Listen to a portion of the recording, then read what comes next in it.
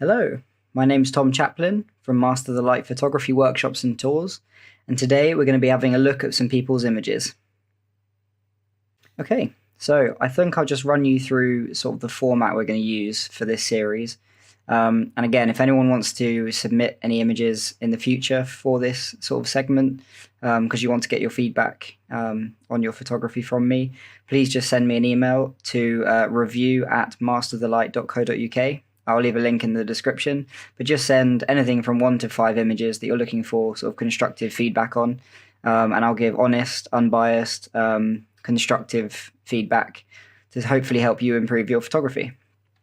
So today we're going to be featuring 2 different photographers. We've got Josh Horton and Bernard Clark. And first we're going to go through Josh's images. I'm quickly just going to give sort of an overall opinion / description of the images that we're looking at. Then I'll just talk through some of the editing suggestions I would make. And sort of as we go, I'll make suggestions around the photography, that the settings that you've used, the composition, the angle that you're shooting at, all of these different aspects. I've got this little tool here over here that just allows me to draw on the screen. So if I wanted to show you what I'm talking about, I can do. So that's roughly the format.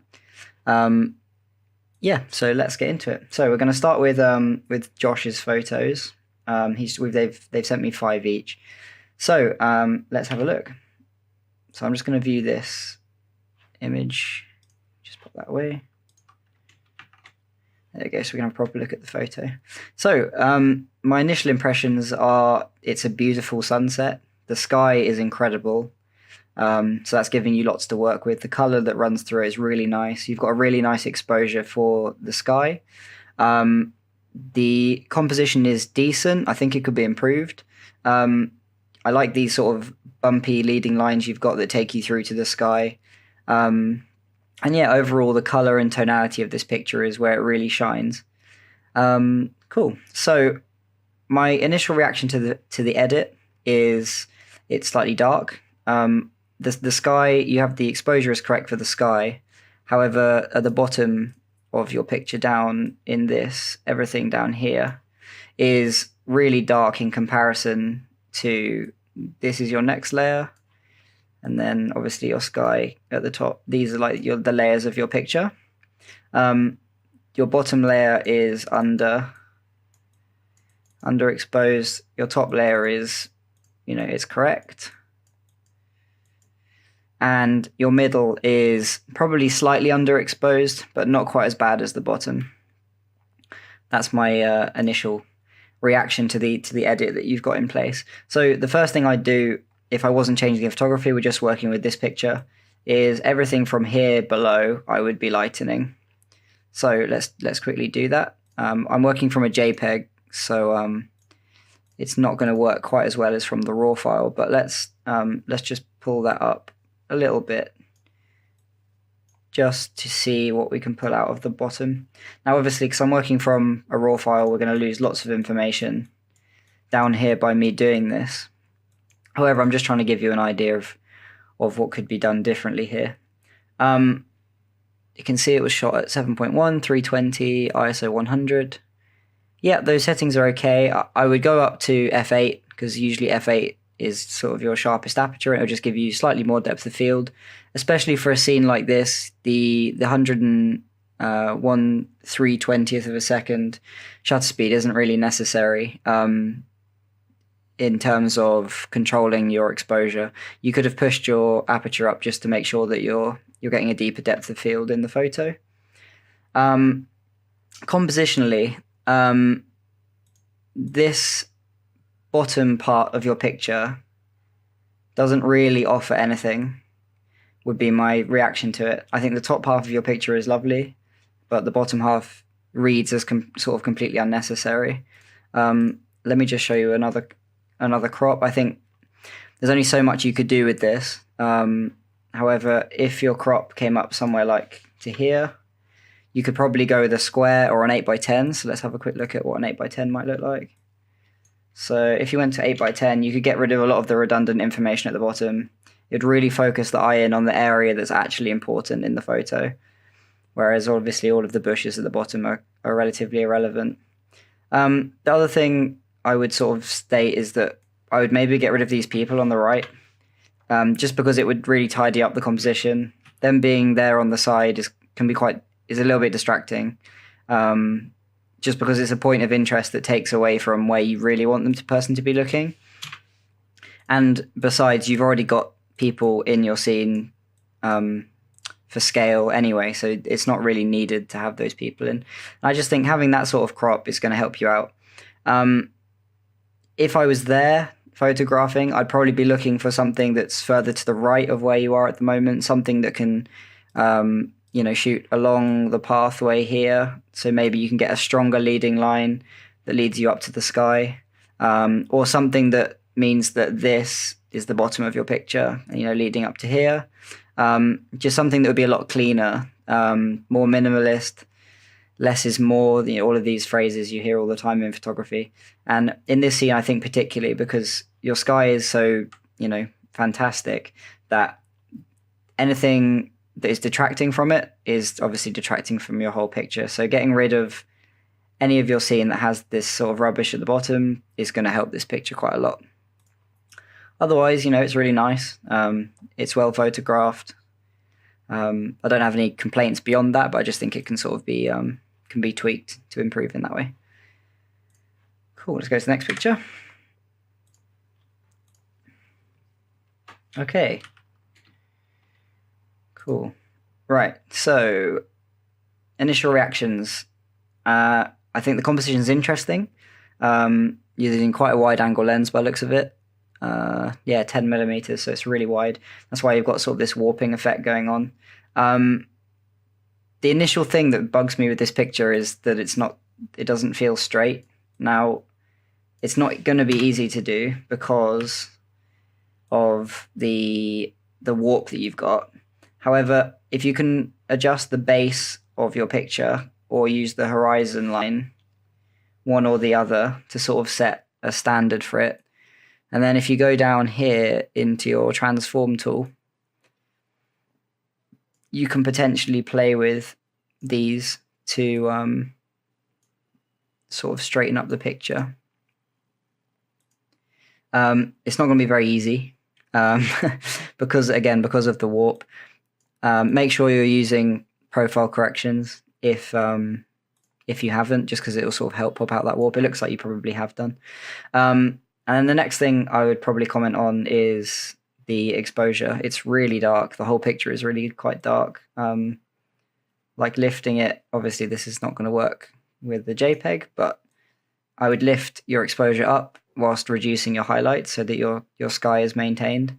And then I would lift some of the shadows just to bring some information back in on this side. It just feels very unbalanced at the moment. In the sense that the whole picture was quite overexposed out of camera or, out of edit.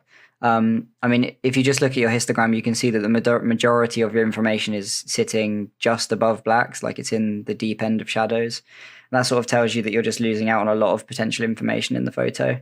The sky is, again, really nice, but I think you could just bring up the exposure and it would sort of help out the whole picture a little bit and just compensate for the sky with the highlight slider. But otherwise, it's nice. The composition is creative. I like the fact that it's looking up, and you've got all this form and shape in the sky. The fact that it's silhouetted is absolutely fine. The whole picture just needed a lift. And yeah, again, a really nice sky. So you've got a good eye for this kind of thing. Cool. Let's go next picture. Cool. We got another landscape or cityscape this time. Tower Bridge. Okay, so I noticed from the file name that this is an HDR.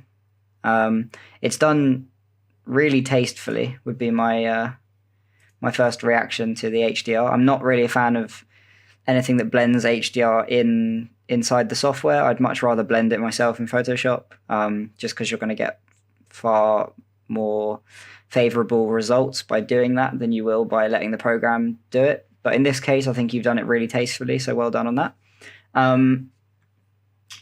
The only gripe I really have is the lens flare. And it may well be that you could get rid of this with clone stamping. It's not going to be very easy. I would do it in Photoshop and not in Lightroom. But what you could do to make it a bit less distracting is in your hues, you could take all of the color out of the magentas and purples, and that would help it be a little bit less distracting. It's not perfect, and it's just because you've got the sun directly on the lens, and it's creating a really nice flare in the top corner, but you're sort of getting punished by having this sort of reflection back in the picture. And without that, I think it would be improved. I think the composition's good. I really like the framing. So we've got this going on around here, which is really nice. You've got the frame on the bottom, so it frames Tower Bridge, so the focus of the picture, and that works really nicely. The fact that it's all darker, again, helps in that sense. It's like a natural vignette almost.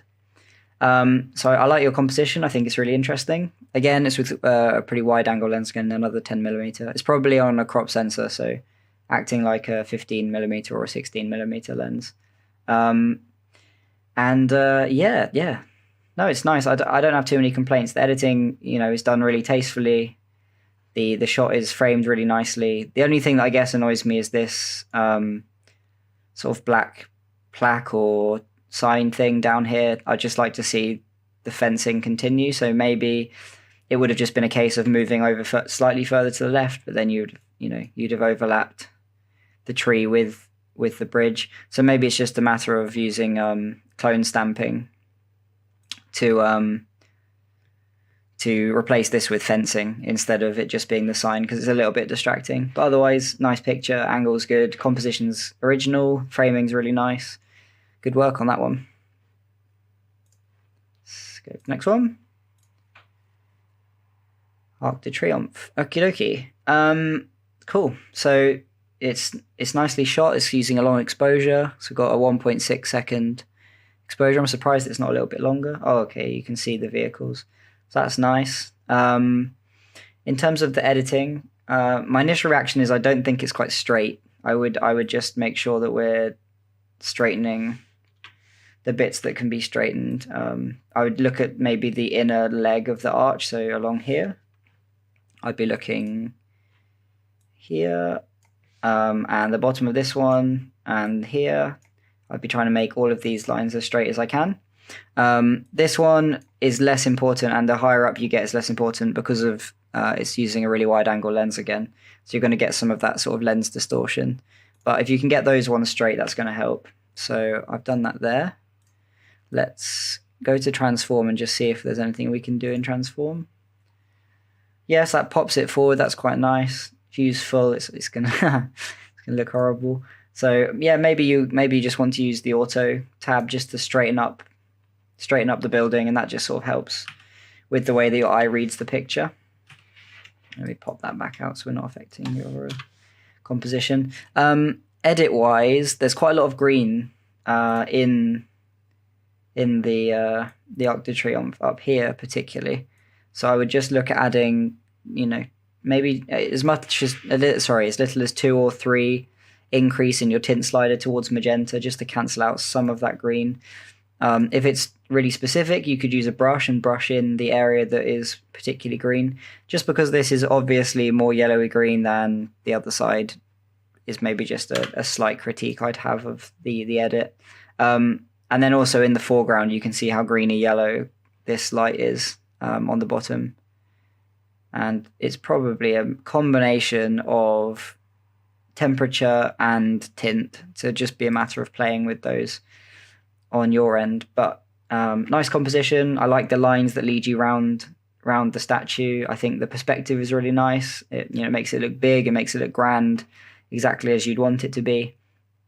All the lights around it make it quite dynamic. And yeah, I think the only other thing I'd do in the edit, actually, I've just noticed, I would probably spot remove out these bits here just to tidy up the background, just those sort of bits that are appearing that are either lens flares or lights off in the distance. They're just a little bit distracting when the rest of the sky is really dark. That would be my only, the extra bit I would add to that. Otherwise, really nice picture, good work. And the last one from Josh. Here we go. Okay, cool. So very typical autumn scene. So it doesn't look quite sharp would be my first reaction. If I zoom in, it could be partly to do with the resolution of the JPEG. However, I do think it isn't quite sharp out of camera. Just looking at some of this, it looks like motion blur. So maybe you've moved slightly, like you've moved the camera slightly when photographing it. Yeah, so you're at a 30th of a second. So you probably did have some camera shake in taking the picture. So I would probably reduce the aperture slightly and increase the ISO slightly, and just to give yourself a better shutter speed. I mean, even going to just a 200 ISO would have given you a 60th of a second, which is probably going to be fast enough to freeze any shake you've got holding the camera. But outside of that, the image is quite dark. I can see you've added a vignette, which is fine, but that sort of reduces the overall exposure of the picture, particularly when the vignette is this deep. So you can see the vignette here is like out to here. And I agree with the choice of the vignette. I think that's a really nice creative decision on this picture, because it sort of acts like a tunnel, guiding you in down towards the people just as much as the trees are. The exposure change can do that as well. So I think the vignette was a really good decision. However, I think I would just increase the exposure slightly to compensate for the fact that you've added the vignette, just because the exposure in the middle was a little bit dark. Beyond that, I might be interested in warming it like slightly more than it is. It's all looking quite muddy brown rather than orange. Again, a creative decision. And the same with vibrance and saturation. You could maybe add a little bit in to sort of add that pop. But otherwise, I think the composition is really nice. I really like the leading line. I think the color that leads you up and through the top and the bottom, and the tree line all work really nicely, especially when you've got a subject, the couple that are holding hands, I think, at the end, is really nice. It's quite a romantic sort of picture. It's just that sort of slight camera shake that's made it slightly blurred, and the exposure was just probably a little bit off. But other than that, really nice picture. Well done, Josh. Nice. Okay, so next we're going to move on to Bernard's. I know Bernard, he's come on a few workshops of mine, and he's a really good sort of street photographer / street portrait photographer. So let's see what he's got to offer this week. This must have been taken at an extremely high ISO is my first reaction. I don't have any metadata any metadata to go with the image. So I can't quite tell, but it must be just from the way that the image is sort of degraded. The colors have been lost, and just the amount of noise. There's nothing to say that there's anything wrong with that, because I think you've captured a moment here which is really interesting. However, obviously it would just be something I notice when we look at this picture. This is very hard to photograph would be the thing I would stress. So don't worry too much the fact that it has sort of come out like this, because it looks like internally the really bright lights up on the hat over here. Let me draw. So particularly up here and on the wording on his shirt and this chap's hat here would indicate to me, and his arm as well is a really good example in here. These are all really good examples of where it's quite overexposed. So I think we've lost a lot of information by this being really bright. And you can see that you sort of lost all the detail in these areas. Like his arm is completely pink, for example, and the hat has lost loads of information up at the top, which is fine, but because that allowed you to get a more accurate exposure for outside. So this is a very, very hard image to capture. So I think you've done a good job on the whole. Anything you probably could do was maybe you could play with the hues of the purples to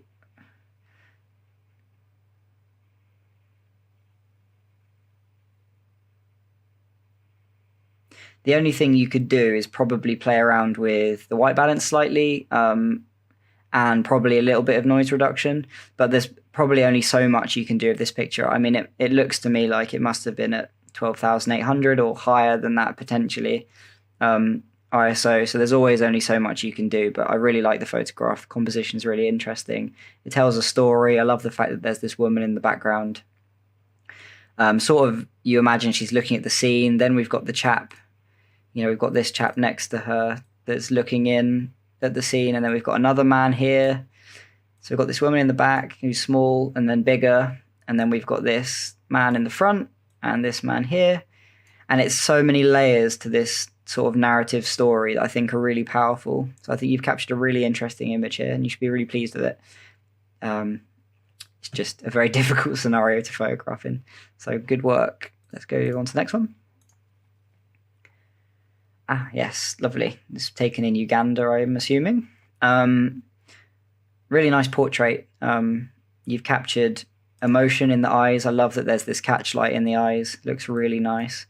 The color scheme, obviously, which you didn't have any control over, but the color scheme works really nicely. The browns on the browns with the sort of primary bright colors up at the top and this little strip of blue at the bottom, which work really nicely.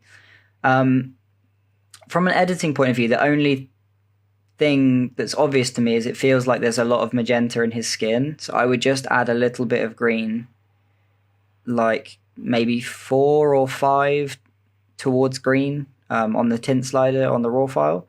If I do that here, I've just gone to -8, and that just sort of helps neutralize some of that because it's just slightly too pink in his skin there. So that would be something I'd do. The other thing you could do potentially is adding a spherical tool like this. Let's see where we're affecting. I want to invert it. I want a feather. I might just darken down some of the outside of the picture so it really focuses you on the young man here. But that's just a creative decision. It's not necessary to everybody's taste. It's just something you might consider for a picture like this. I'll get rid of that. But nice composition. The lines leading through are really nice. The color is really nice. The eye contact is excellent. So yeah, personal and powerful. Really nice done. Okay, cool. So we've got another street portrait. Now, the light is interesting, but also looks like it'd be quite difficult to photograph in. The expression's interesting. I like the texture in the facial hair and the skin. So that works really nicely. The background, you've got a really nice sort of speckled effect. And I'd say that the exposure you've captured here is really, really well done, because I don't imagine it was overly easy to get a really good exposure for this. And it's probably taken some editing to sort of calm it down, as it were. So, reducing the highlights, increasing the shadows, just to sort of bring it all together a little bit. So yeah, I don't have too many complaints about this, really. I think it's really nicely done. I think the color scheme works really nicely, like the background sort of blacks and oranges obviously match his skin tone, and black glasses, black hat, black shirt. It all sort of comes together really nicely, as it almost becomes, it's like a monotone orange-black photograph almost, which works really nicely. So yeah, I don't know if there's anything I would change. The only thing maybe is that I might consider bringing him further across. So maybe you go for an 8x10, just something to make it a bit more boxy. I don't know. And then it becomes a bit more about him, but I don't think there's too much else I would do with this picture, really. So really nicely done. The next one. Okay, cool. So this was taken on a fashion sort of outdoor portraiture, natural light workshop that I ran around the National Theatre. We had this fantastic model who was wearing this lovely red kimono. And yeah, this is nice. I like the capture. I think the pose is really interesting. The shape of her is sort of what makes this really work. I think that it's sort of this the outline we've got there is really interesting. And that's what you're sort of emphasizing with the exposure you've got. So you've exposed for her, which is really good, rather than for the background, because otherwise this wouldn't be anywhere near as interesting. The background would be quite distracting. So I think that you've done well on the exposure. and the pose is good. An editing suggestion I'd make is I would definitely be spot removing this in the background. It's quite distracting considering the focus is going to be just on her, and it's the only bright points in a completely black background otherwise, so it just feels quite out of place, and obviously it'd be very easy to spot remove, so I would just spot remove those out, just to tidy up the picture. And then I might look at just adding a little bit of green, because again it feels quite pink, so there's quite a lot of pink in her hair. You can really see it if I zoom in. You can really see the pink in her hair, and it was a lot more silvery. I guess her hair is meant to be slightly more silvery than pink hued, so I would just again add a little bit of green back in. But otherwise it's a nice capture. I'd be interested to see some others from this set, so ones where she's making eye contact, ones with slightly different poses, maybe a slightly different angle, so you can use the maybe use these lines a little bit more. So using these lines, you've got these lines here, and so you've got these different directions and corners, so maybe you could have shot from, you were stood over here photographing this way, so that you're using this corner as the sort of apex pointing at you. May have been interesting as well. I don't know, you might have captured some that are from that position and it didn't work, but that would be maybe a way of thinking if you were shooting back in this place again. But yeah, nice picture. Oh, what have I done here? Let's just clear that. There we go. And the last one. Okay, cool. So we've got a food sort of product photography shot. Okay, so my reaction to this is it feels... The edit has slightly skewed the colors, would be my first reaction. And we'll talk about lighting in a minute, but... it feels like the hues of the red are quite pink, so I'd look at bringing that back to red, so that would be added going slightly towards orange on the red slider, and then slightly towards red on the orange slider, and that would sort of balance it out, and that would just help a little bit. And again, it's probably slightly in your hue as well, so you might need to add a little bit of green in to balance some of that magenta tone, and that's going to help a little bit. You can still see there's some purpley tones in here, and that's just probably because it's either going to be the color of the light or it's going to be the way that you process the picture. It's probably some sort of combination of the two, but yeah, so you might play with the magentas and the purples in here as well, just to see what you can do. You might add some luminance if you wanted to make them whiter, which might be a good option for this kind of picture, just to sort of cancel out some of that color. But yeah, so that would be my editing suggestion, and you might be interested in adding a little bit of contrast. But the reaction to the picture is, in terms of the lighting of the picture, would be it is a very hard light source, would be my initial reaction to the picture. It's quite uncompromising. You've got really hard highlights in the picture. Now, if you just added some diffusion material in front of it, so that could be a bed sheet. I mean, if you've got a softbox, then obviously it would be adding softbox material in front of it.